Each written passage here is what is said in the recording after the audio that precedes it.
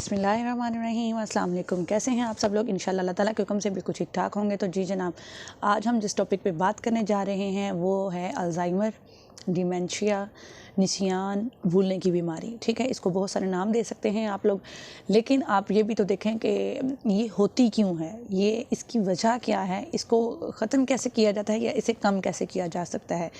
तो जी अल्ज़ाइमर जो है ये अमूमन बूढ़े अफराद में देखा जाता है। वो अपनी चीज़ें रख के भूल जाते हैं, उनको घर का रास्ता भूल जाता है, उनको अपने से रिलेटेड तमाम रिलेशंस भूलना शुरू हो जाते हैं, उन्हें अपने बच्चों इवन के अपनी बीवी बच्चों के नाम जो है बिल्कुल दिमाग से फ्लैश आउट हो जाते हैं। और वो अमूमन ये भी होता है कि वो खाना खा के भूल जाते हैं, चीज़ें रख के भूल जाते हैं, अभी उन्होंने क्या कहा है या वो क्या कहने वाले हैं वो भी भूल जाते हैं।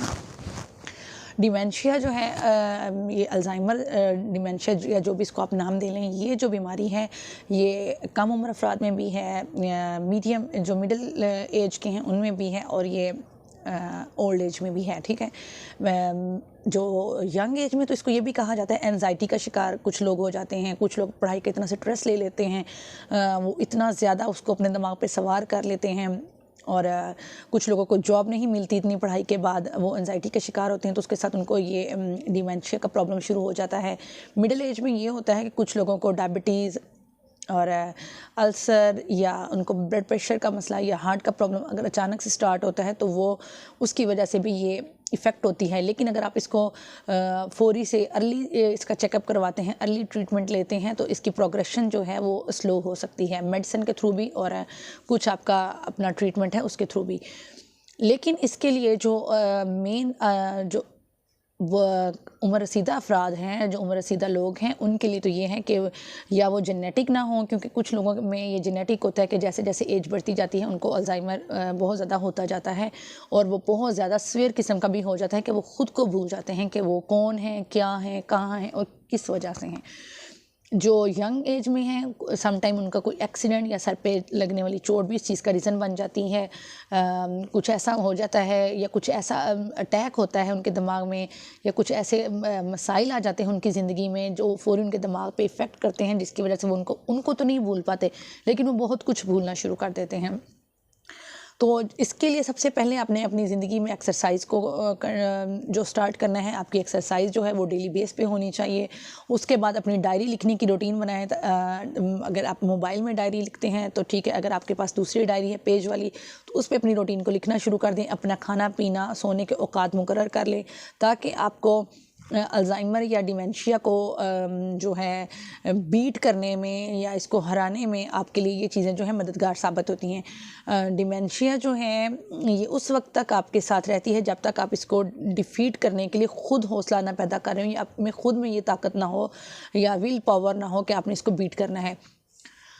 इसका फ़र्स्ट ऑफ़ ऑल तो घर में यही ट्रीटमेंट है कि आप एक्सरसाइज कीजिए, आप अपनी नमाज़ को कायम कीजिए। नमाज अगर आपको भूल भी जाती है ना कि आपने कितनी रकात पढ़ी हैं या नमाज में क्या पढ़ा है, तो कोई मसला नहीं, खुदा की ज़ात माफ़ करने वाली है, लेकिन आप उसको कंटिन्यू रखें। जिस तरीके से भी आप रख सकते हैं आप उसको कंटिन्यू रखें। उसके बाद आप अपनी खाने की रूटीन में हेल्दी फूड जिसमें ड्राई फ्रूट्स हैं, नट्स हैं, अखरोट और बादाम का इस्तेमाल ज़्यादा से ज़्यादा कर दीजिए। दूध का इस्तेमाल ज़्यादा कीजिए, दूध में हल्दी डाल के ज़्यादा से ज़्यादा लीजिए। ये डिमेंशिया अल्ज़ाइमर को डिफ़ीट करने में बहुत ज़्यादा हेल्पफुल होता है। उसके बाद आपने करना कुछ यूँ है कि डेली बेस पे इतनी ज़्यादा चहलकदमी कीजिए कि अगर आप एक्सरसाइज नहीं कर सकते, आपकी एज इस चीज़ के को एक्सेप्ट नहीं करती कि आप एक्सरसाइज करें, तो आप वॉक जो है चहलकदमी उसको अपना मामूल बना लें। जितना आप तेज़ तेज़ चलेंगे तो आप देखेंगे कि वो भी आपके दिमाग पे बहुत अच्छा असर पड़ेगा। लेकिन इसके साथ आपने देखना है कि अगर आपके पास अखबार है, आपके पास मोबाइल है या आपके पास टीवी है, तो क्विज़ प्रोग्राम्स होते हैं या क्विज़ गेम्स होती हैं, उनमें पार्टिसिपेट कीजिए। इंसान की जिस्म में या इंसान की बॉडी में वह दिमाग वो पार्ट है जिसको आप जितना इस्तेमाल करते हैं वो उतना इंक्रीज़ होता है, उतना शार्प होता है। हाथों का इस्तेमाल करने से आपके हाथ जो हैं वो बिल्कुल रह जाते हैं। जितना आप चलते हैं आहिस्ता आहिस्ता आपके पाँव जो हैं, आप कहते हैं ना हमारे पाँव घिस गए, जूतियाँ घिस गई।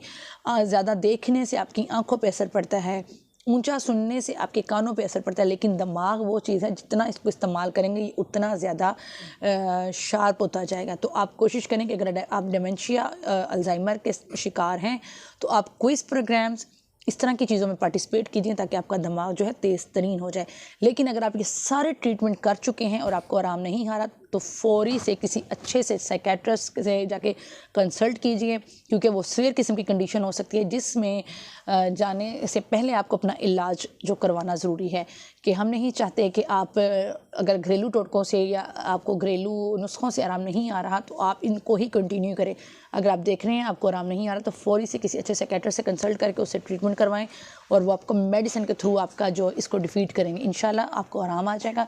मुझे दुआ में याद रखिएगा और मेरी वीडियो को लाइक कीजिए, क्योंकि ये सिर्फ एक आगाही थी उन लोगों के लिए जो देखते हैं कि वो चीज़ें रख के भूल गए, लेकिन उन्हें पता नहीं है कि वो किस चीज़ का शिकार हो रहे हैं।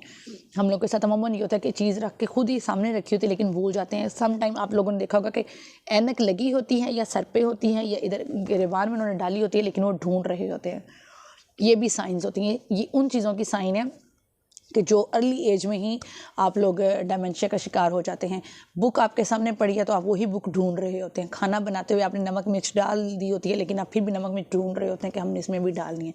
तो ये स्टार्ट वाली सिंबल्स हैं, इनको बिल्कुल इग्नोर मत कीजिए और अपने अच्छे से कंसल्टेंट से जाके कंसल्ट कीजिए अगर आपको घरेलू नुस्खे या ये अर्ली ट्रीटमेंट से आराम नहीं आ रहा। तो मुझे दीजिए इजाज़त और मुझे रखिएगा दुआ में याद। तब तक के लिए अल्लाह हाफ़िज़।